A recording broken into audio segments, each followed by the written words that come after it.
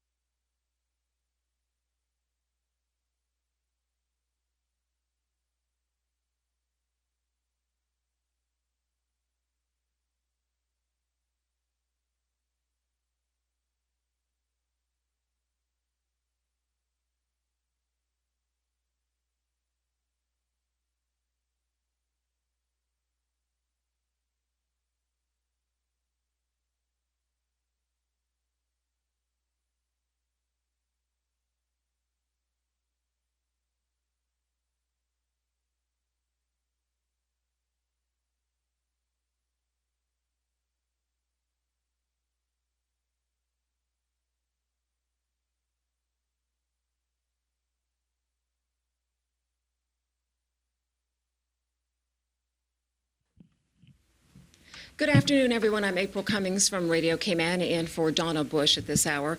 We'd like to welcome the media, viewing and listening public, and our sign language interpreter, Miss Carolyn Powell. Thank you, everyone, for joining us. We do want to say right off the bat that if you've sent in a question and it has not been answered by the panel by the time that this press conference is over, you can go online to gov.ky and click on the FAQ section for those answers. Also, if you are a civil servant, we want to give you an email address that you can use. It's CIGHRconnect@gov.ky. So let's begin by welcoming our panelists today. His Excellency the Governor, Mr. Martin Roper, Premier the Honorable Alden McLaughlin. We have the Commissioner of Police, Mr. Derek Byrne at the end, and of course, Health Minister the Honorable Dwayne Seymour. Thank you all for joining us today. So let's start with you, the Premier. What is the latest? Thank you. Hello, everyone. This morning, we announced a number of measures that the government is proposing to take to deal with the increased threat of COVID-19 spread through the community. Those were the imposition of a curfew starting this evening at 7 and going through till 5 a.m. in the morning. I know this morning I said it would go through until 6. There's been a slight adjustment by an hour. The curfew will commence at 7 p.m. this evening and go through to 5 a.m. tomorrow morning. The other measure that I announced, or we announced on behalf of the government, was what's called the shelter-in-place provision, essentially saying that all non-essential businesses should close and all non-essential personnel should stay home. We have spent, since we left here at about 11:30, Cabinet has been working, trying to come to grips with what the shelter-in-place provisions would mean. We have been, quite frankly, overwhelmed, and not in a good way, by the sheer number of requests for exemption from the provisions of the shelter-in-place order. Quite frankly, it seems that the message has not gotten through to the private sector and to employers that we have on our hands a national health emergency which is capable of killing hundreds of our people. We have requests for thousands of persons being exempted since 11:30 this morning from the provisions of the shelter-in-place order.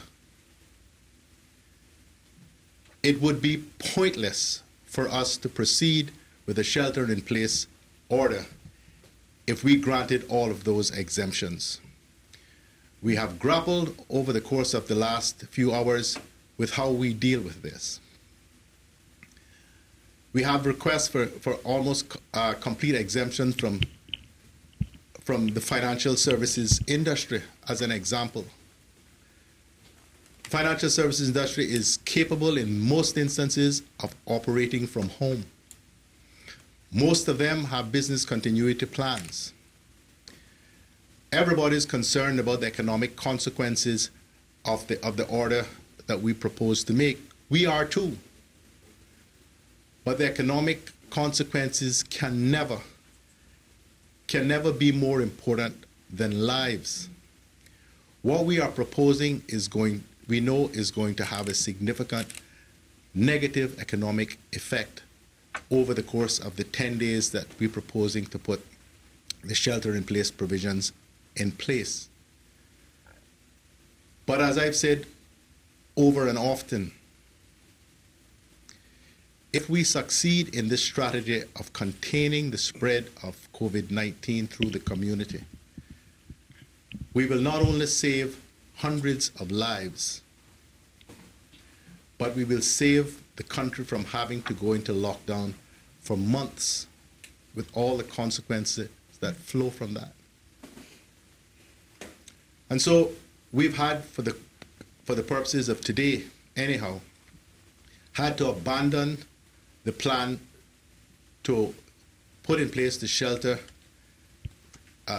in place order this evening, and to turn our minds over the course of the rest of the evening and night and tomorrow to how we grapple with this. I have to say to the entire country that if we conclude that we will not get the cooperation of the business community and employers, who quite frankly seem to be prepared to risk the lives of their employees in order to ensure that their businesses continue, we will move to far more radical measures, and that is a 24/7 curfew. We are not going to allow economic considerations to kill our people. Not as long as I am Premier am I going to sit back and let those who believe that economic considerations come before anything else persuade me and my government to do something that we know would be reckless. So we are going to proceed tonight with the curfew from 7 to 5 a.m. in the morning. I am going to list the areas which will be exempt from the curfew. And then tomorrow we will continue our consideration of how we move forward with respect to the shelter in place provisions. I want everybody to believe me. The government is doing everything it can. We grapple with these major considerations. But I am coming to the view sometimes that we are going to have to bury some of our own people for the message to get through that this is a national health emergency. We need everyone's cooperation, particularly the business community. Some of the requests I've seen claiming that they are an essential service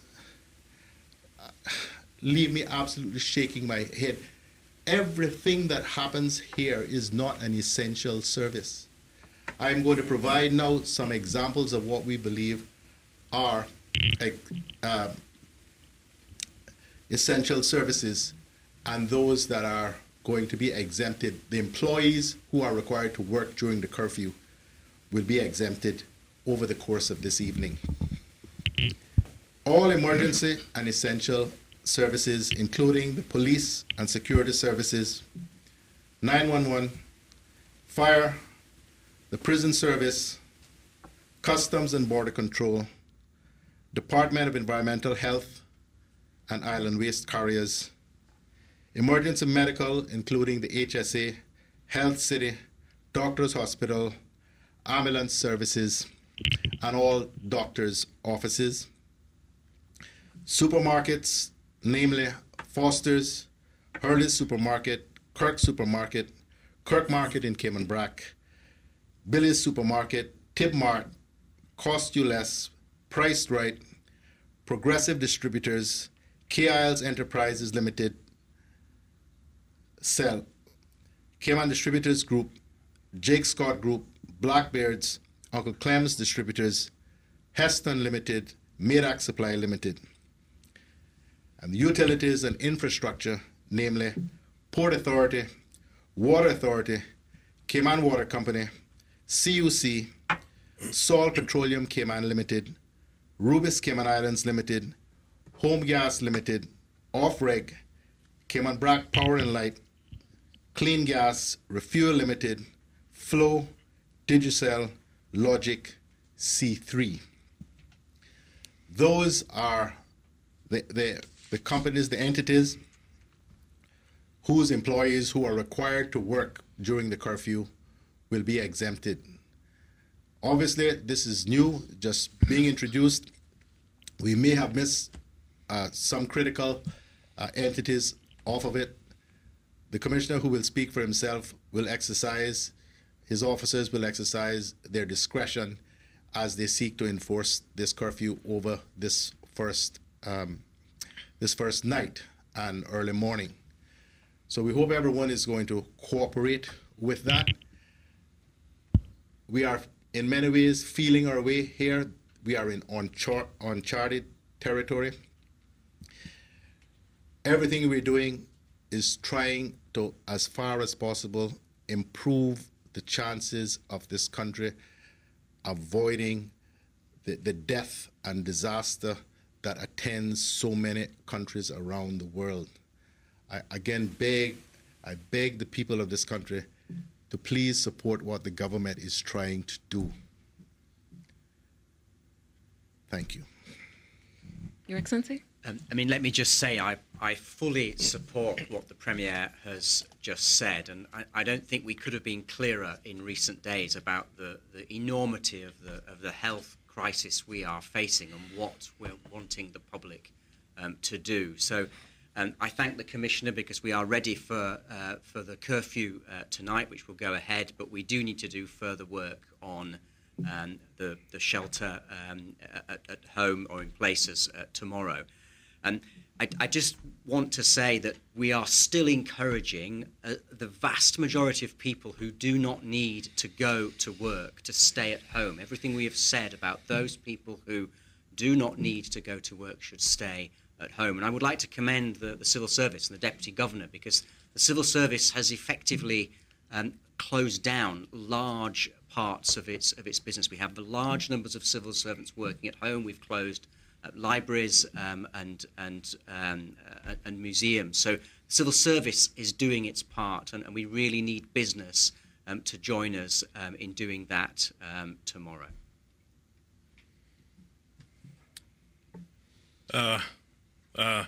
Ladies and gentlemen, I fully endorse what the Premier said. These measures being taken will hurt everyone, including us up here. Please, we are begging you, let's ride this out for 10 days of curfew so we don't have to put 10 weeks of 24 hours curfew to rid ourselves of what is known to be here, the coronavirus. And it's killing people. It's a serious disease, and it is not prejudice. If you feel you need to be mobile and on the road, please email essentials@gov.ky.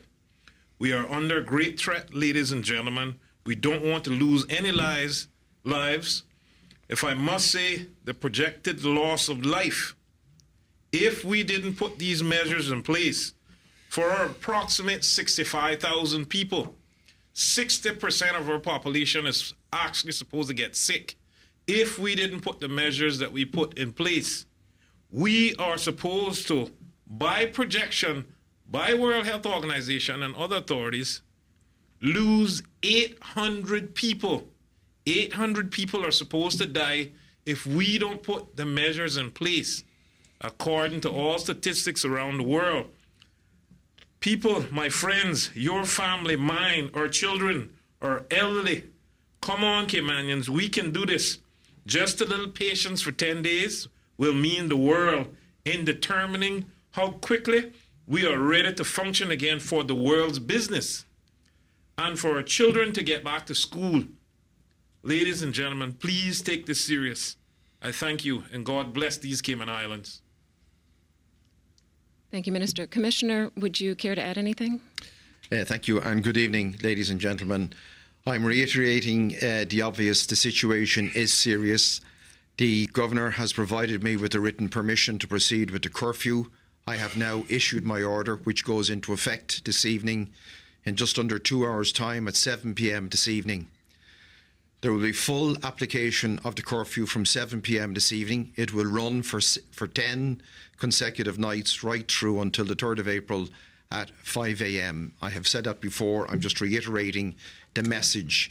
If you do not need to be on the road, you should not be on the road. The application of the law as it stands, and I explained the law situation yesterday, I hope I explained it clearly to everybody, and the consequences are that unless you're an essential person utility person that needs to be on the road, you should not be on the road. We will be fair in our application of the law, but it will not be liberal application. We must protect the Cayman Islands. We must work with government, and we must work to the government agenda. So I will shortly brief my team back in police headquarters who are waiting to go on the road. The visibility will be high. The enforcement, as I said, will be fair. We will use common sense and sound judgment insofar as we can, but please do not expect a liberal application. We will take names of addresses of persons who are on the road outside or during curfew hours, and the consideration the prosecution will be given in these cases where we have to make definitive decisions. As the Premier said, more decisions would have to be made tomorrow. So while there's some room for interpretation tonight, as we proceed with the curfew, that will become less and less, and it will be total application of the law of the curfew. Thank you. If I might add something which I omitted. Restaurants as well, restaurants that are providing delivery service, because many people in this country depend on restaurants for their meals. So restaurants that are providing delivery service will be able to operate, their delivery persons will be able to operate until 9 p.m. to ensure that everybody who needs their dinner delivered to them are able to get it. So, gentlemen, before we turn things over to some of the press questions, please bear with me. Some of these you have answered, at least in principle, but there are a couple, I think, that specifically might be worth addressing just to drive the point home. One of the areas that seems to be a bit confusing for folks is staying at home and working at home are not the same thing. So some businesses are expecting and have set up their employees to work from home. But there is also the matter that they have small children, childcare, and people are really trying to grapple with how to do everything the way they're supposed to. So the question, I've probably gotten it 6 or 7 times, has had to do with people who have nannies or caregivers who actually don't live in the home but are at other locations. So that question's been posed. Is there any advice or support or any information you can give them for how they can help resolve that problem for themselves?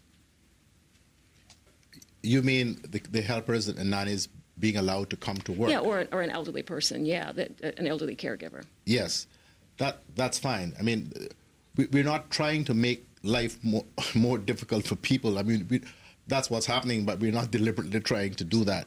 So measures like that, which are entirely reasonable and helpful, they're already essentially members of the household because they live there. Well, they're there during the day and they're working. So those are fine. As long as the curfew hours are observed. As long as the curfew hours are observed. And we've set up a website, essential@gov.ky, which is the one that's almost crashed with all of the requests that people be made designated essential workers, to be able to deal with these sorts of situations, because this is very imperfect, what we're trying to do. And we know that we'll have to constantly make adjustments along the way, and we want to be able to take on board people's concerns and issues and be able to try to accommodate them in the most reasonable way. So that's fine. What I am complaining about bitterly is about what is clear to me to be a lack of acceptance that we are in really, really dangerous times and that we have to take radical action. What the reaction that we are getting from much of the business community is, I want to be able to keep business going as usual, regardless of what's going on. So make everybody else have to comply, but declare me and on my business an essential service. So we really have to try to work through this, because, as I keep saying, if we can get to 10 days without this place having to deal with significant community spread, we would have achieved a huge, huge victory. And thereafter, life can truly return to some semblance of normalcy. and people's fear can start to recede a bit that they or their family members may be subjected to this terrible disease. Reshma, I see you standing by. Would you like to ask the first question? Thank you. Thank you, April. Good afternoon, everyone. Commissioner, I just want you to, if you can, I know you talked about that you're going to be looking at prosecution for anyone who breaks the curfew. Just for the listening and viewing public, can you just tell us once again what the penalties are for breaking the curfew? Yeah, thank you, Reshma. So the penalty for breaking the curfew, and I repeat the hours, 7 p.m. To 5 a.m. from tonight, which is just under 2 hours' time, running right through till Friday morning, the 3rd of April. The penalty is a fine of 3,000 Cayman dollars and to a term of imprisonment not exceeding 1 year or both. It's pretty serious, and as I said, we'll apply it with sound judgment, common sense, and in fairness, but without being liberal. Okay, thank you very much. Premier, now I know you said that the business owners, the interactions would have prompted us to put on hold the list. But today, the British Virgin Islands has imposed fines for business owners who break the curfew or who do not follow the curfew that has been implemented there. Is that something that may be under consideration by your government as well, to kind of clamp down and keep the curfew hours within the times that you've set? I think the Commissioner has just answered that question. There's not a separate provision to deal with business owners. Anyone who breaks the curfew is subject to the same penalties. So a couple of questions. Frankly, a lot of them are really very specific about how the curfew will work. One person asking, for example, I understand it's a curfew, but can I still be in my yard? I know these may seem like simple questions, but people are very concerned and nervous, and they don't want to do the wrong thing in many cases. Yes, they can be in their yard. That's where we want them, actually. The Not supermarket, on the road. Not on the road. The supermarkets, we probably haven't left the building too much today, but the supermarkets were extremely difficult for folks today, balancing the limited numbers allowed inside, the social distancing issues, and so there are lines well out into the street for people trying to get their shopping done. Any response to what's going on? Any suggestions on ways to improve it? I know we were asking a lot of you, but these are what people are dealing with. Well, we keep saying this. People don't need to shop as much as they're doing. This is not some speculation on my part. I've spoken to all of the supermarket owners, and they are stressed to the max themselves. They've never seen anything like this. There are less people here now than they've been in years. But they are selling out in a day what often it takes them a week to sell. People are panic buying. They don't need to do so. We have been guaranteed by the supermarket owners that there is more than adequate supply, not just on island, but constantly on its way. We don't have to stock up as though this is a hurricane and the places are going to get destroyed. It is lives that are going to get destroyed if we don't stay home and take our time and not panic buy and panic generally. People just need to calm down a little bit and follow what the government is trying to do. Stay at home as much as you can. Stay away from other people who are not part of your family. Tell the elderly people in your home or in your family, keep them home, keep them away from the risk that is out there. That's what we need to be focusing on. There's going to be no shortage of food. Nobody's lights are going to get turned off. Nobody's water is going to get turned off. Nobody's house is going to get foreclosed during this period. We just need to hunker down and ride out this storm. In the middle of the hurricane, nobody goes outside. I don't see any lawyers running down to their offices. They're all hunkered down. That's what we got to do for the next couple of weeks. Question from Wendy at CNS. Could you give some examples of businesses who are saying they're exempt? She's wondering whether these are largely offshore. And also, of course, she would like to know what the population estimate yet. Do we have that since the departures? Quite frankly, and I'm not exaggerating, everybody from fishermen have asked for exemptions. So it's not just the financial services people, although there are loads of them, but there's just about every category of business that exists in Cayman. Hundreds of them have emails seeking exemptions. So everybody thinks they should be an essential service. They're designated as an essential service. That's not going to work. Some people have suddenly found themselves in isolation that they didn't plan on, weren't expecting, and now are struggling with things like how are they going to get their groceries done? How do they get help to do those things, particularly if it's just them and a small family unit? Well, we all have friends and family, and government is doing everything government can, but we have, as a community, to do what we've always done best: pull together, help those who need help. We can't simply expect government agencies to deal with all of these things because we simply do not have the capacity. And I'm not going to be one who sits here and say, oh, we'll send that to Department of Children and Family Services and they'll sort it. They won't. They can't. They're already under massive stress dealing with a whole range of other things. Just to build on that point, Premier, supermarkets are actually offering delivery services. Will their delivery personnel be allowed to do those deliveries outside of the curfew hours? You mean inside the curfew hours? I mean inside, Yes. sorry, correct. Yes, I listed each supermarket by name. Perfect, thank you. Someone who missed it asked. We also had a question from quite a few from people with pets who are asking if they can get in trouble for walking their dog and taking their dog out to do its business during curfew. And I have to ask because it's been Take the dog out where? outside. Walk their dogs outside. Outside where? Their house, on the street. You're not Or allowed on strata. the street during the curfew hours. Thank you.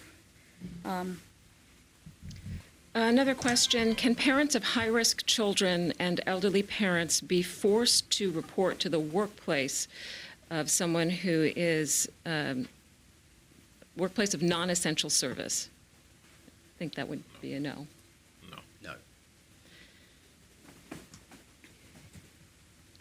No. Where should people email if they just have questions that they're trying to get clarity on?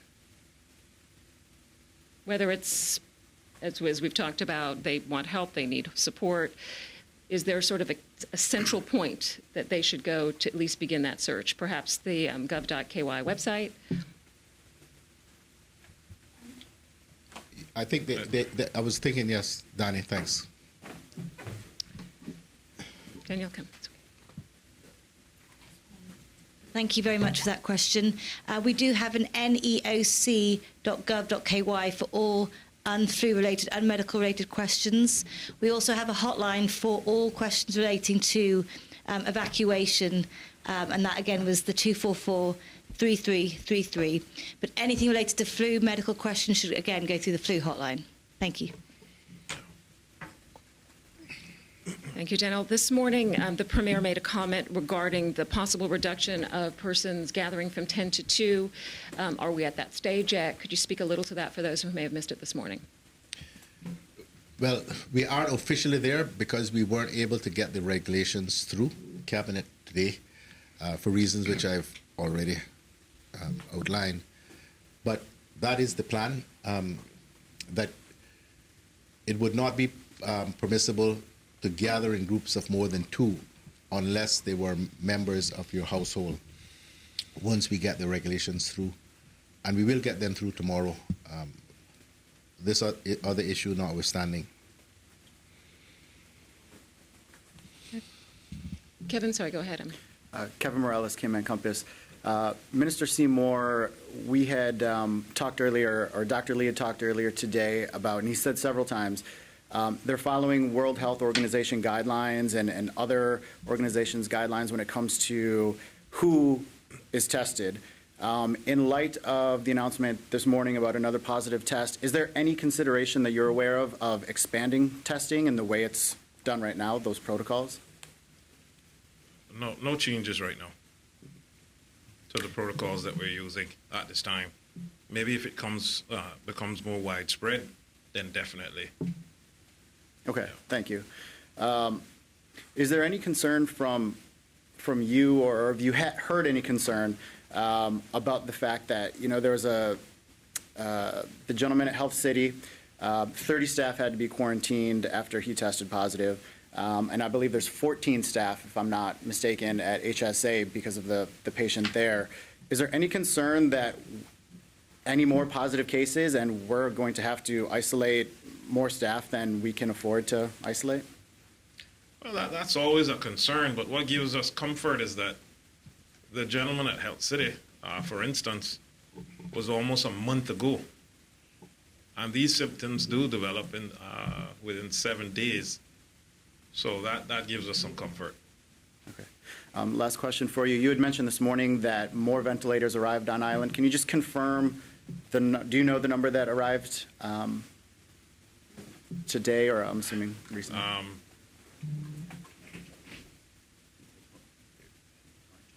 John, do you want to?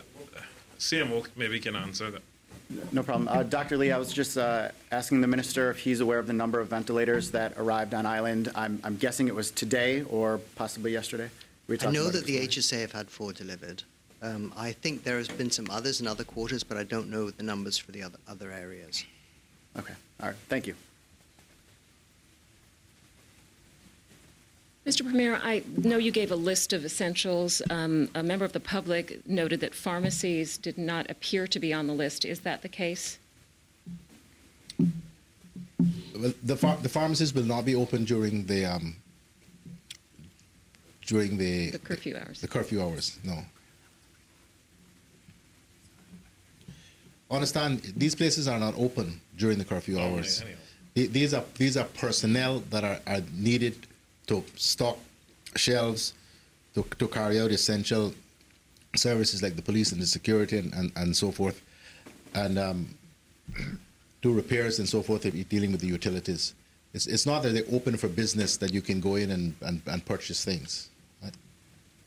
Ms. Ledger from CNS asked again about the population estimate. Do we know where our population stands now that we've had some departures and some returns, for that matter? I think the number is somewhere around 6,000 to 4,000. It was I think very close to 7,000 before all of this started. Another question before we go to Reshma. This is from the public. Is McRuss Grocery Store on the exempted list of supermarkets? Now, I didn't hear you say it, so you may have. No, it's not. It's not on the list that I was given. But obviously, all of the stores that need to, they're not allowed to be open. This is the point I want to make. They have to close by 7. This would only be personnel who are there to stock shelves, clean the place, do whatever they do so they can open in the morning. But this list is clearly not comprehensive. But as I said, the commissioner knows full well, and not because I give it to him, but because the law gives it to him. He has discretion to decide what to do about these circumstances. As this thing crisis wears on, we will obviously get the opportunity to refine these things a lot better. And by tomorrow afternoon, I'm sure we'll be in a much better place with who gets exempted from the curfew for the purposes that I've described. We do need to mention a quick correction. Ms. Coleman from Hazard Management came out and says the address is neoc@gov.ky. That's neoc@gov.ky. Is that correct? So if you have questions, that is a good place to start. A rather sensitive issue, I've been asked, there's someone who has had a relative pass away recently, and they're thinking about funerals and how that works and how they should instruct the funeral homes. What should they do? How should they handle this? It is very difficult, as you know, we're used to very large funerals here, but even the minimum traditional funeral has pallbearers, so it can be quite difficult. Yeah. So we're very sensitive to that. And the draft regulations, which we've been considering, would allow 10 family members, plus the pallbearers, plus whoever is officiating, in one confined area. Subject always, of course, to the distancing requirements. A question for, Reshma, I'm so sorry. No, that's good. Just a question from someone about essential workers. Because they're in such high demand, one of the concerns is their own ability to take care of their needs, their feeding their families, that sort of thing. Are any arrangements or special provisions being made to help them, whether they're in government or outside government? Help them how? In order to get those things done. So, for example, if it were a hurricane, one of my former employers, I don't know, would have had the gas truck come around and fill up the cars. It's a long time ago, but that assisted so that the employee could continue working, doing, at the time, what was considered an essential job. Not asking you to answer that per se, but are those kinds of provisions being looked at or thought about at this time? Not that I'm aware of. You can add it to the list. Apologies. Reshma, please go ahead. I'm not going to make up stories for you. Thank you. Just to clarify, Premier, if you can, emergency services, for example, electricians, plumbers, AC people, would they be allowed to work inside of the curfew hours should any emergencies arise? Would that present any sort of issue? If it is a genuine emergency, absolutely. And obviously, if the responder, if the electrician or plumber who is going to do the emergency repair was stopped by the police and explain the circumstances, the police, I'm sure, will act with discretion once they determine that what is being said is actually genuine. Okay, thank you. I know Dr. Lee is in the room. I just wanted to get an update if he could provide us. This morning he told us that we were expecting some feedback from CAFA today. If you can provide us.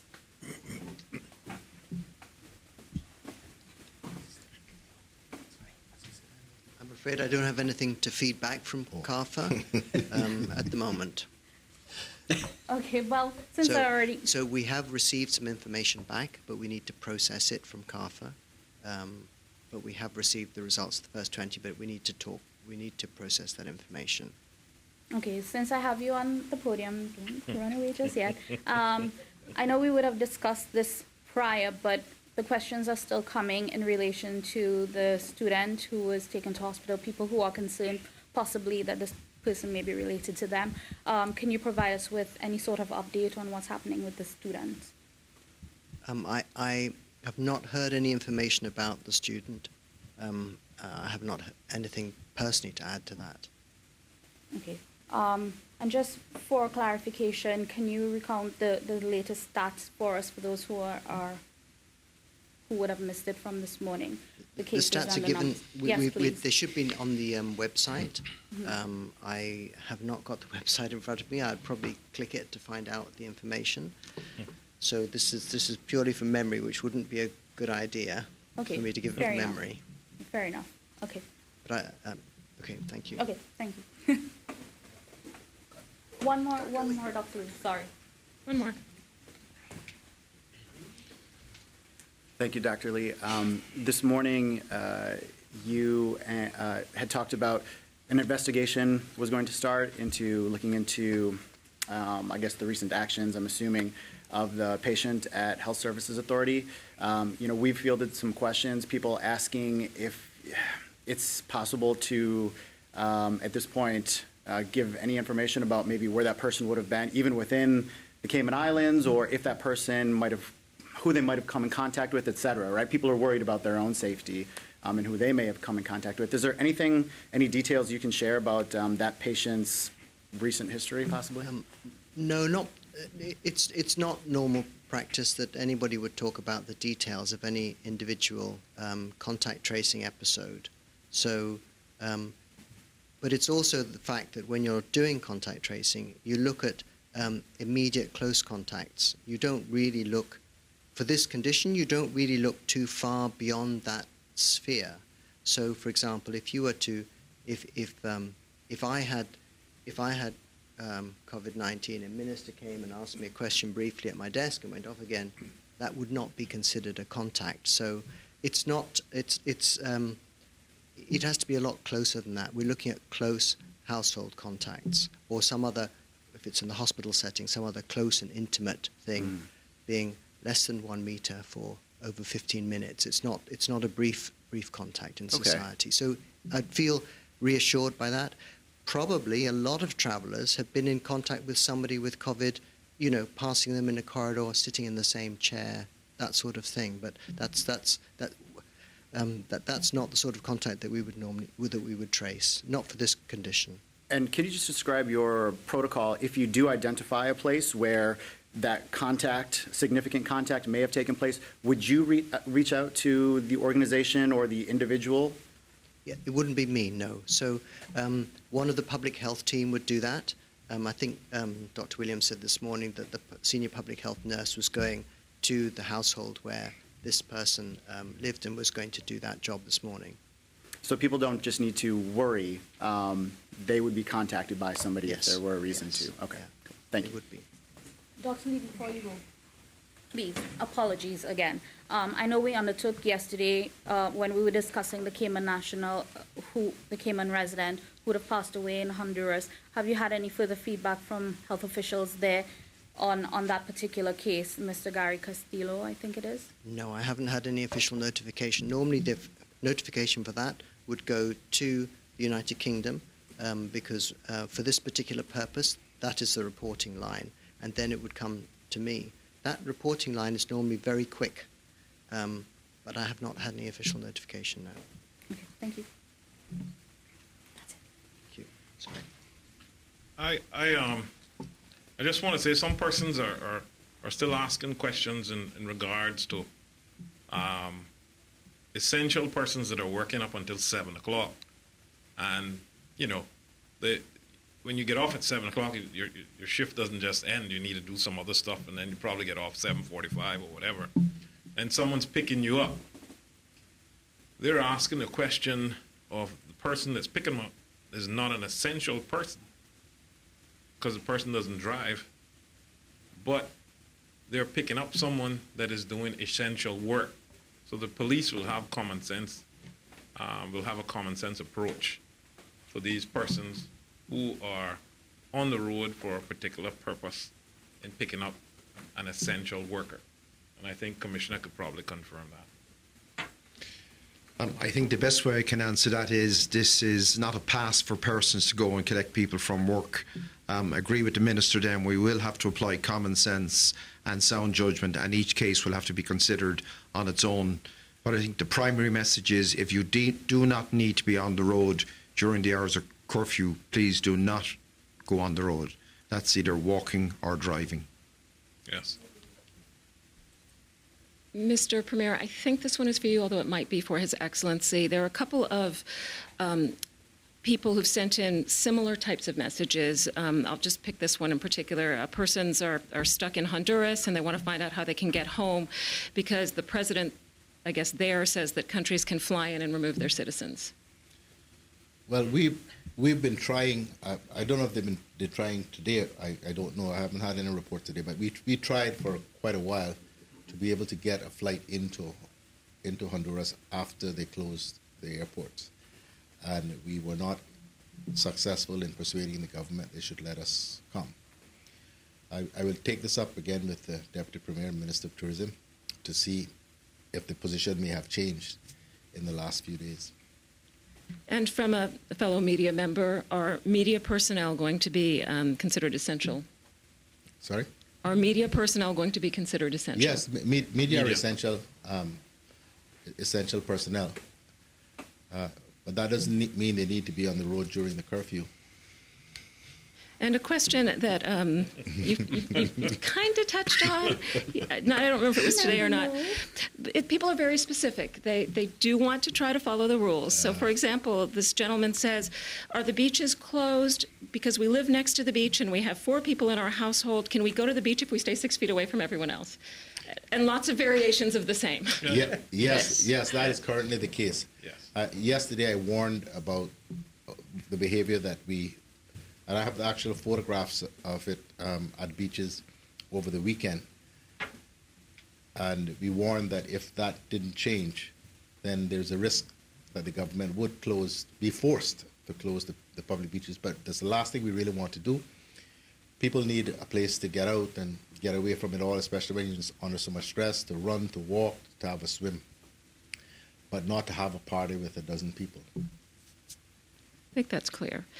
One more before Reshma. Someone has asked if we could just recap to make it clear what can be open during the day and what can be open during curfew. Because I realize we're not at shelter in place yet, so this could change tomorrow. Right. So at present, it's business as usual, subject to the numbers of people allowed within a space and the requirements of distancing. Tonight, everybody who is not on that list of emergency and essential services, supermarkets, restaurants who are doing delivery, utilities, are not to be on the road from 7 p.m. until 5 a.m. tomorrow morning. Thank you.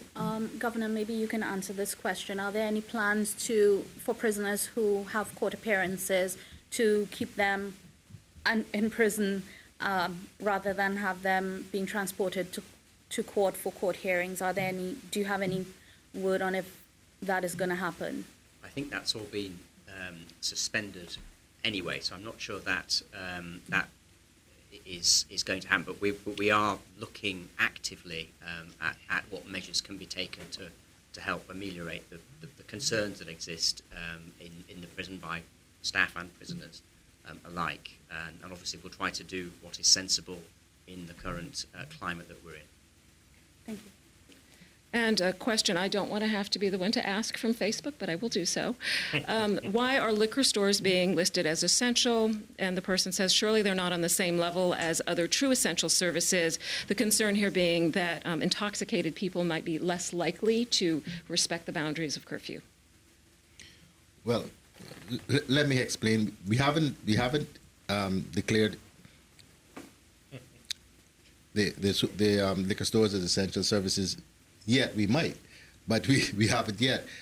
The list that I read from are all essential services in the sense that they are security, personnel, prison service, the hospitals, the doctors, the supermarkets, and the utilities. They are not allowed to open during the curfew. Their personnel are allowed to carry out their work and their business, whether it's stocking shelves or arresting people who are breaching the curfew or repairing a water break or an electricity outage. Those are the functions they can carry out during the curfew, not the usual daily business of selling goods and so forth. So it's clear what the curfew allows them to do. We're not opening the country back up so that people can go out and buy stuff, procure services. It's to allow these places to function so that Kirks and Hurleys and Fosters, when you go there at 6 o'clock in the morning, they have stuff on the shelf that you can buy. Several people have asked about reports. They're hearing that there may be some positive tests at law firms. Is there anyone who can speak to that, or is that something that's too confidential to address? Well, it's one of the reports that caused great concern this morning because we don't have any evidence whatsoever, and this just underlines again this point about fake news and reports that people put out without checking whether there is any fact to them at all. So I don't think anything more needs to be said on that. Nothing has been reported to me as Minister of Health, and what I said earlier yesterday was, about prejudices against persons who may just have a cough or a regular flu, and automatically someone starts to point a finger. We want you all to be very respectful. So if I can reiterate what the Chief Medical Officer, I'll try, said yesterday. The public health law imposes an obligation on anyone who is aware of an infectious disease to report that to the Chief Medical Officer. If any medical personnel conduct tests and conclude that someone has an infectious disease, they have an obligation under penalty of law to report that to the Chief Medical Officer. The Chief Medical Officer, who I spoke to just very recently, is not aware of any other cases except those that he has spoken about. So where this rumor comes from, there's not just one law firm, there's supposedly 2 law firms. I've seen the text messages of some of them. People swearing they know for certain that this person is positive. I've seen them too. But I haven't seen any evidence that that's the case. We really have enough challenges and enough stress to deal with without the fake news. For real, man. For real. One person has asked, if it's possible to address this question. We have public streets and public roads, but we also have subdivisions and communities with private roads. And so they're asking, does the curfew mean I can't be in the private streets of the subdivision or of the strata compound? I think the answer to that is yes, it means you've got to stay within the confines of your yard. Or no, you can't go in the public street, private street. Or no, you can't go on the street. All right. Gentlemen, is there anything that you want to make sure that we get across? I know we are maybe belaboring some of the points, but people are tuning in and out and are just catching up with us now. So I'm just picking up on your question and my response. The purpose for all of the things we are doing is we're trying to break the transmission of this virus. As we know, we're almost certain now it's in the community. To reduce the risk of people passing it one to another. So we want to keep people apart from each other. That's what we're trying to do. All of these measures, some of the more complex and most troublesome, that's what we're trying to do. Reduce congregation of people. It's very difficult because we are social animals. We want to be together. We want to have fun. But we've got to buckle down as a country and as a people for the next 10 days in particular and just do this. And God, we pray it works, because life will get a lot better and a lot easier after that. Well, on that note, I think it's about time to wrap things up.